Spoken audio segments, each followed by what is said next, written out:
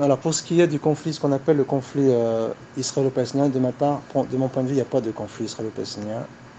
Il y a un peuple opprimé et il y a un oppresseur. Et c'est la même chose depuis toujours. Et à chaque fois, les musulmans, ils euh, laissent libre cours à leurs émotions. Après, c'est pas condamnable en soi, mais malheureusement, on perd la lucidité de l'analyse. Et l'analyse, elle veut que Israël, elle provoque volontairement les musulmans. Parce qu'elle a des projets secrets.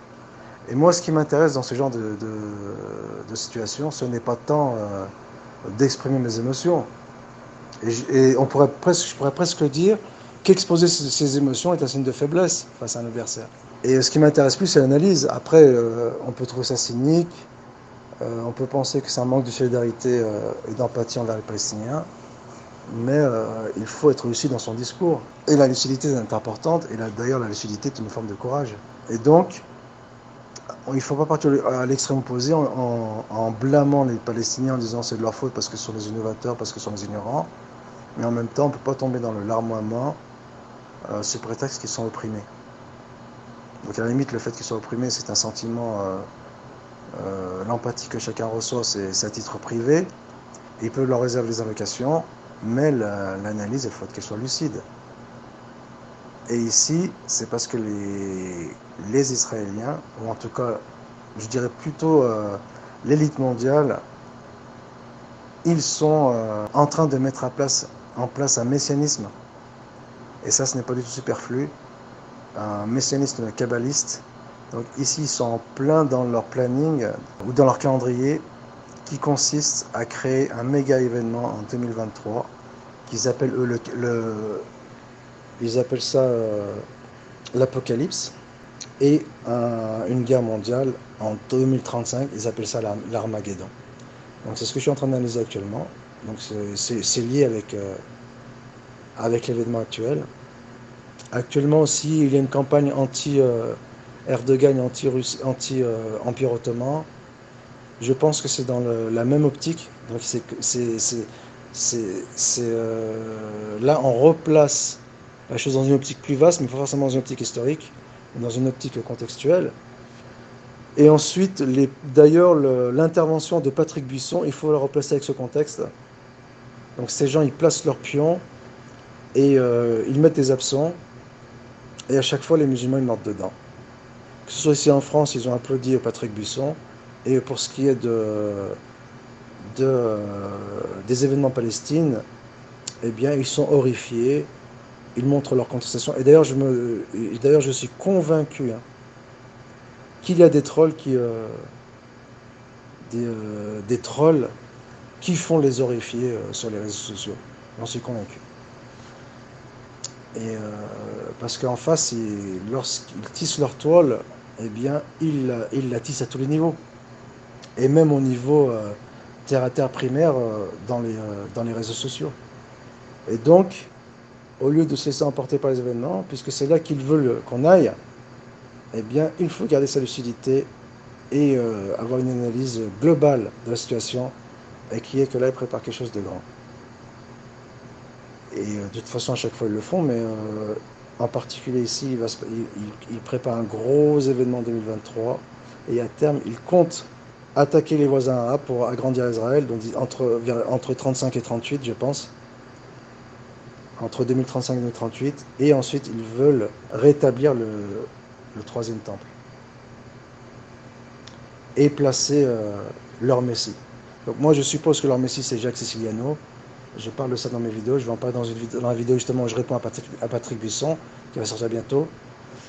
Et en fait, et là où les musulmans aussi tombent dans le panneau, c'est qu'ils suivent leur messianisme.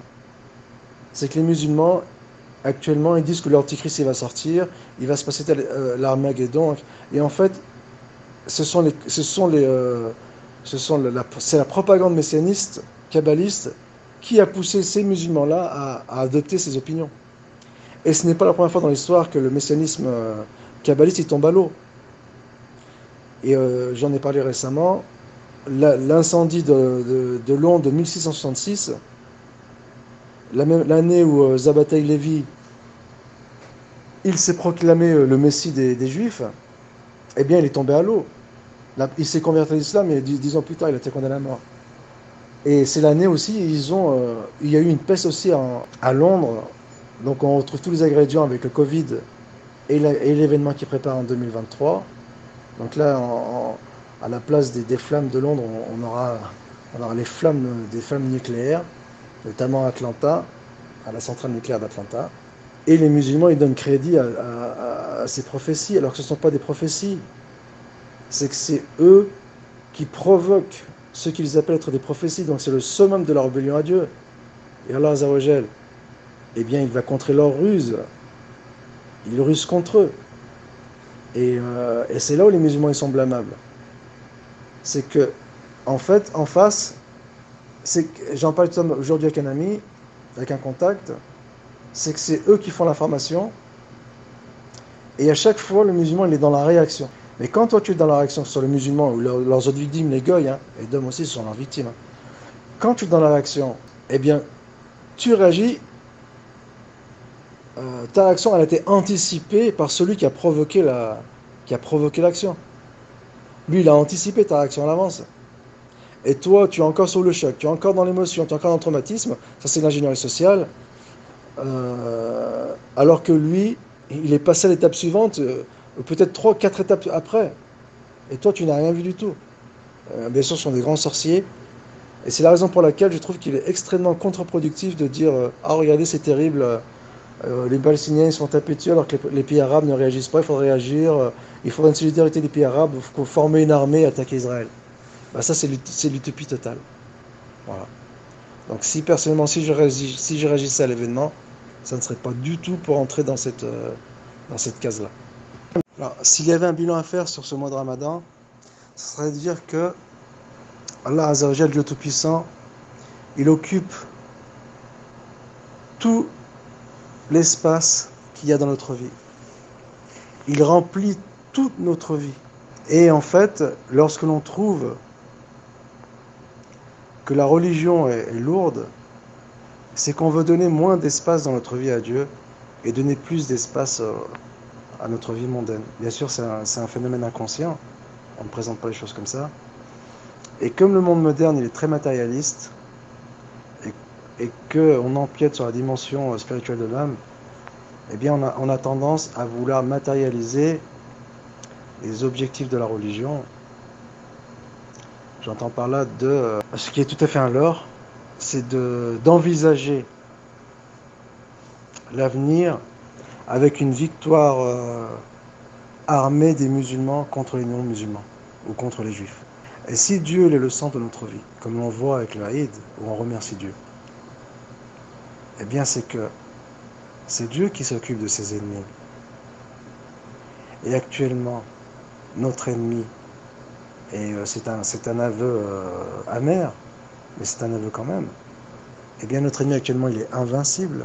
Alors à quoi bon s'attacher à des leurres, à des utopies, de dire qu'on va constituer des armées et qu'on va faire telle chose, on va faire une association, on va faire telle chose pour rééquilibrer le rapport de force avec l'ennemi, qui lui est invincible. Des fois même on entend dire des gens qui disent pourquoi ne pas rivaliser avec le juif, ne pas faire de lobby, ne pas faire une chaîne de télévision, ne pas faire des partis politiques, ne pas faire des journaux, alors que ce sont des leurres sur des leurres. Puisque le monde matériel, ils en ont les clés, il leur appartient, et s'ils avaient la moindre valeur, eh bien Allah ne leur aurait pas donné. Et Allah Azzawajal, justement, il leur donne, c'est pour mieux les fustiger. Et la grande morale, si le croyant, il remplit son cœur de l'amour d'Allah Azzawajal, et que sa seule préoccupation dans sa vie, c'est la satisfaction d'Allah, eh bien, il ne tombera pas dans des leurres, comme vanter ou faire les éloges de Patrick Buisson, ce qui est une lacune évidente, c'est un orx dans le Kamal et-Tawhid, que de reposer ses espoirs sur un non-musulman, sous prétexte qu'il fait les éloges des musulmans, et de s'imaginer que la colère des musulmans, si elle se manifestait en confrontation armée, eh bien, elle gagnerait le salut. Alors que dans les deux cas, que ce soit pour la situation des musulmans en France ou la situation des Palestiniens, eh bien, le musulman, il repose tous ses espoirs en Dieu. Et reposer tous ses espoirs en Dieu, ce n'est pas du défaitisme, ce n'est pas un fatalisme soufi mystique. Si fatalisme il y a, c'est un fatalisme constructif. Et c'est un fatalisme objectif et c'est un fatalisme conscient. Puisque de toute façon, il n'y a pas d'autre solution que de reposer tous ses espoirs en Dieu. Et le grand problème qu'ont les musulmans à travers le monde, c'est qu'ils ont matérialisé leur spiritualité ou ils l'ont émotionnalisée, alors que l'émotion n'a pas vertu de spiritualité. L'émotion n'est pas la spiritualité. Souvent, on cache la spiritualité derrière les émotions, alors que l'émotion est une chose et la spiritualité en est une autre. Eh bien, la vraie spiritualité, c'est ni l'émotionnalité des événements, si je peux me permettre, c'est ni la matérialisation des événements, c'est de remettre tous ses espoirs et sa double dimension, c'est-à-dire à la fois spirituelle ou émotionnelle et matérielle, entre les mains de Dieu. C'est ça la grande leçon du Ramadan. Et ne pas s'accrocher à des leurres. Les salafis qui s'accrochent à des leurres, ils s'accrochent à Trump, ils disent qu'il y a eu une fraude électorale et que Trump il va reprendre en main le pouvoir. Un autre leurre, les salafis s'accrochent à Poutine, ils croient que c'est le salut de l'humanité, alors que Poutine il fait partie du système. Un autre leurre, c'est s'accrocher à la Chine. Un autre leurre, c'est s'accrocher à Raoult, ce sont des leurres. S'accrocher à Alain Soral ou à la dissidence, ce sont des leurres. Ou à s'accrocher à au complotisme extrême, ce sont des leurres.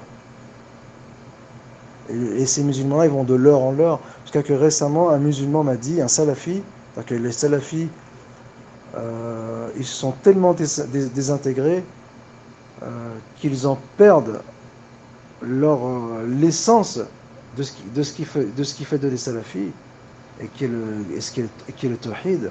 Un salafi m'a dit que Elon Musk il va envoyer des gens sur Mars et ils vont revenir avec l'Antichrist. Et il m'a dit que Trump avait promis, l'équipe de Trump, ils avaient promis qu'ils avaient des connaissances sur les extraterrestres. Et le grand problème de ces salafis-là, c'est qu'ils sont en fait, ils sont atteints par les médias. C'est-à-dire qu'en fait, les médias, ils les ont ensorcelés. Et le premier remède à avoir avec ces salafis-là, eh ben, c'est de leur faire ruqya, c'est de leur faire un exorcisme. C'est ce que je dis maintenant, c'est mon nouveau discours.